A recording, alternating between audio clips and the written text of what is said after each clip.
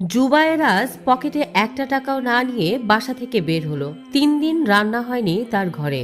শিশুগুলো ক্ষুধায় চুপচাপ, মাথায় চিন্তা কার কাছে যাব। হঠাৎ আজান ভেসে এলো কানে।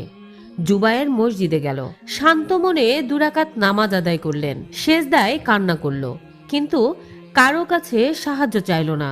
শুধু বলল, হে আল্লাহ, তুমি তো আছো, তুমি আমার ভরসা।